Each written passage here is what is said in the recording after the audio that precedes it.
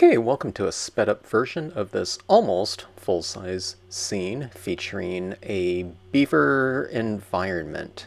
Okay, stamping these right side shorelines here to plant some deciduous trees on later on. And this is the deciduous tree that I'm starting off with. It's this quaking aspen stamp. And I like to get a lot of kind of color variety in the impressions themselves. So I like using my Marvy 1500 series dye-based brush markers here to get that color variety. I never know exactly the color that I'm going to get because of the sheer amount of blending that's going on, but it's always kind of fun to see, and you get that kind of watercolory type of effect in your impressions. Okay, now I might adjust it according to kind of what I see in this first impression, because if I don't do this for a while, I kind of forget about kind of the different color combinations. So on those first two impressions down in the lower left-hand corner, one's a little bit more green, one's a little bit more kind of an ochre color, but that's what I'm going for in the kind of the foundational impressions. I'll be adding a lot of paint pen work to them later on, but that gives me kind of a base to start off with. All right, now I wanted to create a little bit of a shoreline in the background, so I'm using the top portion of this Boulders with Lichen stamp, and I'm just creating a mask with just this piece of paper here to get kind of a more distant shore in that background. I wanted to plant some deciduous trees on it, so I just need a bare rock top, and I wanted to create that water-like environment, so I'm just using a small portion of this. And this, the page wasn't tall enough to use the entire thing. I'd have to do like an 11 by 17 vertical or something like that, and that would have just been too much. Okay, that's the tree cluster right there. I wanted to get some evergreen types of trees in with the deciduous. Now, I could have used the smaller quaking aspen stamp, but I couldn't find it right before I started this scene, so I'm just using the top portion of the larger one, which you can always do to get a smaller version, or it could represent something smaller or more distant just by, just using a smaller portion of the top portion of those trees. You can do that with all kinds of stamps like pine trees and whatnot. Okay, so here comes the Beaver Dam, one of the most intricate designs in the Stampscapes line. It took me months to draw this one and to figure out, from a design standpoint, how to draw that mass of branches in there and have it look, reasonably graceful, and to do kind of the engineering of a beaver, some justice. And the same thing went with the Beaver Lodge. Those were a couple of the tougher designs that I've done. Okay, more trees. Now that I have the lodge positioned, I use more of the quaking aspen there, doing it in a little bit of a lighter tone to contrast against that tree cluster there. Using the top portions of the maple pear here to create bushes on the more kind of near shoreline, and the sedge filler in the distance to create kind of a meadow going back into the distance. Rocky peaks, kind of as a, visual focal point in the distance. And using, kind of a smaller portion of it again for my use, okay? And I'm planting some trees in the distance. I'm just using the trees from Pine Island here. Ideally, I would have used kind of a smaller pine trees, but again, as I was doing this, I'm kind of winging it in some ways and just kind of improvising as I went along, and I couldn't find my smaller pine trees immediately, so I just used the top portion of some other trees that were handy. Okay, now I'm using this Memento Summer Sky with the water pattern small here, and it's a very, very light hue. Okay, so keep that in mind, and I'm using this water pattern stamp to create shadows. Okay, so stamped once, it's, this design of a bunch of lines. When you use it in repetition, it becomes texture, and if you use it in extreme repetition, it almost becomes more of a texturized tone because it starts filling in, okay? Now I'm doing the same thing with this slightly darker color here, okay? So you can kind of see my lighting scheme starting to come about, but instead of coming about in just tone, it's coming about in texture, okay? So now, after doing that, it gave me a real nice head start in terms of coloring my scene, so I'm going in and reiterating kind of the coloring, or the lighting scheme you might say, with this kind of sponged application. In this case I'm using a paper towel, but it's kind of sponging on color into the scene. And one of the things that I'm trying to retain here is a lot of the light, okay? I wanted a lot of reflective light coming off of my water's surface. I wanted this scene to really shimmer when it comes to the water and with the trees. That's what I had in mind, okay? A lot of the specifics like compositional aspects of it and whatnot, I mean, I had a little bit of an idea, but you know, I was just kind of improvising as I went along. How exactly these come out in terms of coloring, lighting, etc. That develops as you kind of work on it. I don't have this really firm set idea of how things are going to look going into the scene. Okay, so I have black here, and I'm adding in more shadow work with that, going into the base of the rocks, you know, just using the top portion of the boulders with lichen. You know, it doesn't have inherently some shadows at the base of it, so I'm adding that in.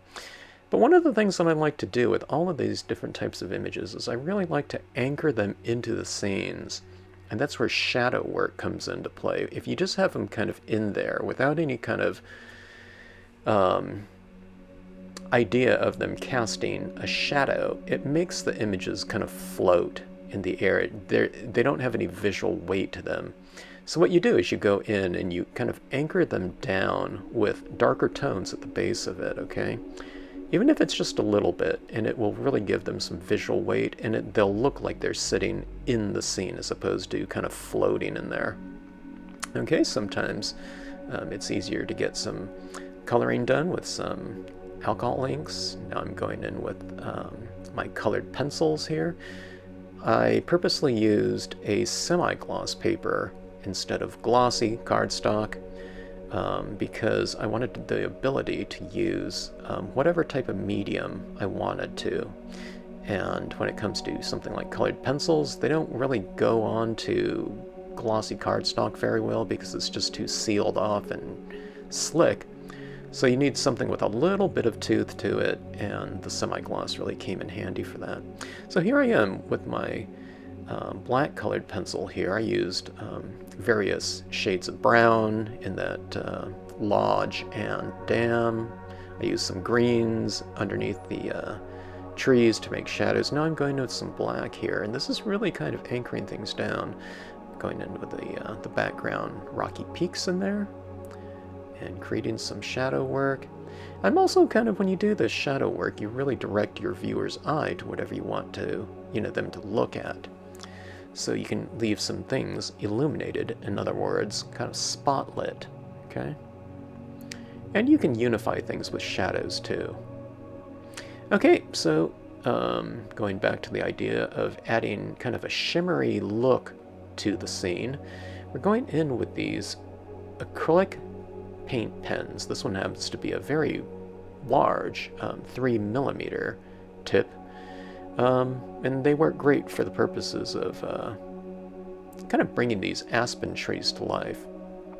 When you see trees with a lot of brilliant fall colors, aspens, maples, etc., they kind of shimmer, especially if they're being backlit by lighting. And that's kind of the idea that I wanted to give to this piece.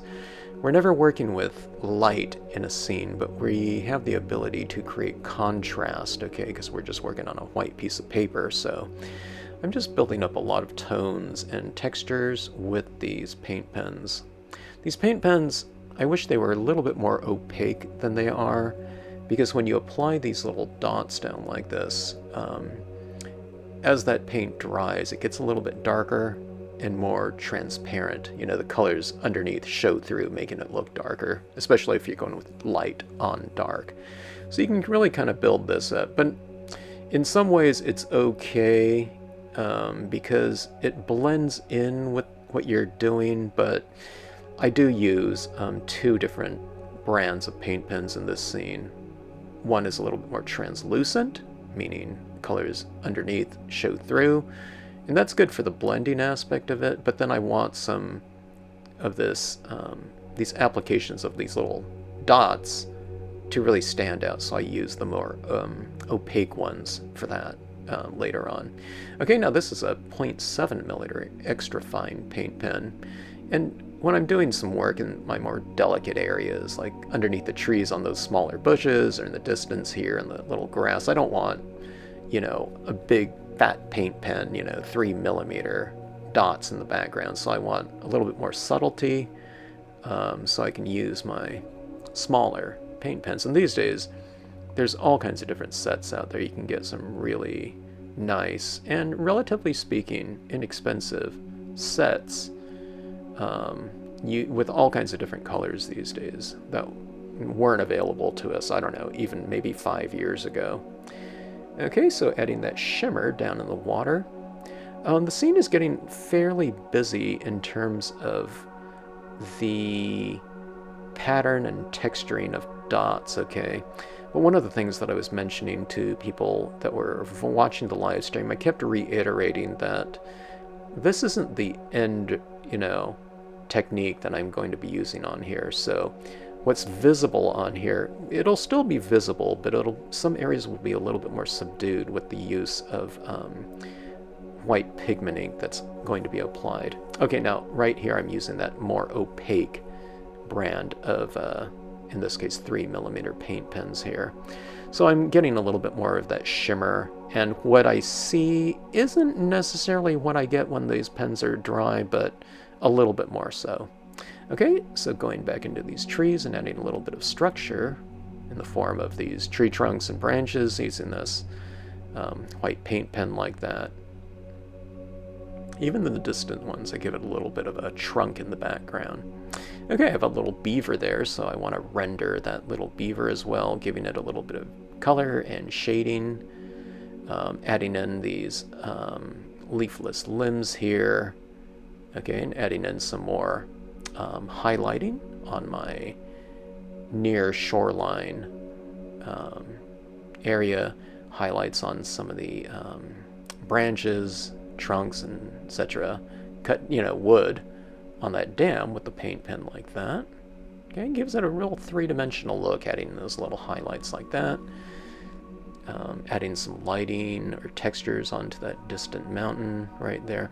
These little types of touches are really fun to add in, and it really brings the scenes to life in many ways, adding those highlights and basically light into dark. Okay, now adding in these tree limbs here with a StazOn ink. Okay, when I'm stamping over things like acrylic ink and whatnot, I thought it would be best to use the StazOn, just because the StazOn sticks to practically anything.